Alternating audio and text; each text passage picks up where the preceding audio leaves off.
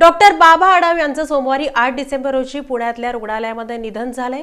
यावेळी ते 95 वर्षांचे होते। 2 दिवसांपूर्वीच डॉक्टर बाबा आढाव यांची प्रकृती चिंताजनक झाल्यामुळे रुग्णालयात दाखल करण्यात आलं होतं।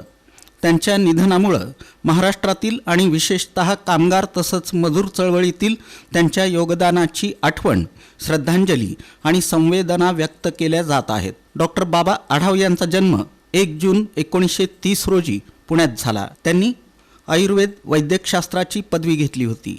प्रारंभी त्यांनी वैद्यकीय व्यवसाय केला, पण नंतर त्यांनी तो सोडला आणि समाजसेवेच्या मार्गावर पाऊल टाकलं। डॉक्टर बाबा आढाव हे महाराष्ट्रातील असंघटित वंचित कामगार वर्ग, विशेषतः हातानं सामान वाहणारे हमाल, रिक्षाचालक, बांधकाम मजूर यांचे नेते होते।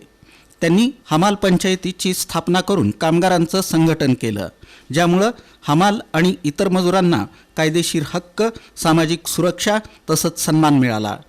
कष्टाची भाकरी हा स्टॉल आज देखील पुण्यात स्वारगेट बस स्टँडच्या समोर चालू आहे।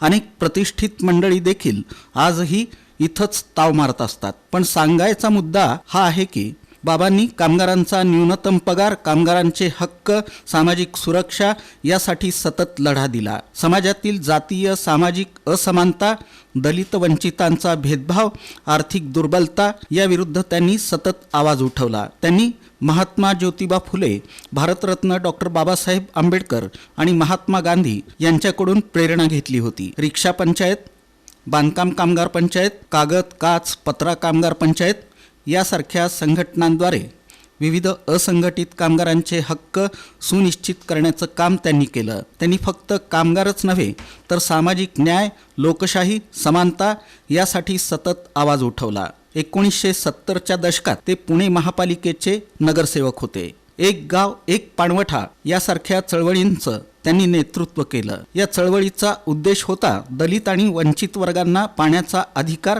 तसंच सामाजिक समता। बाबांच्या विचारांनी आणि कामांनी महाराष्ट्रातील मजूर कामगार चळवळीला खंबीर पाया दिला। त्यांनी कधीही सामाजिक पुरस्कार किंवा अलंकार स्वीकारण्याचा प्रयत्न केला नाही।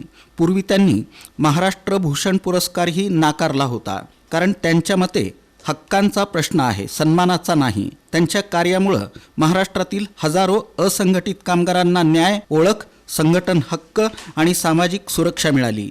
त्यांच्या प्रेरणेनं आजही कामगार चळवळीला दिशा मिळते। त्यांच्या निधनानं महाराष्ट्रातील कामगार आणि सामाजिक न्याय चळवळीतील एक मोठा नेता, शिक्षक, मार्गदर्शक गमावला आहे। अनेक सामाजिक कार्यकर्ते, मजूर संघटना आणि सामान्य नागरिक त्यांच्या कामाचं स्मरण करत आहेत।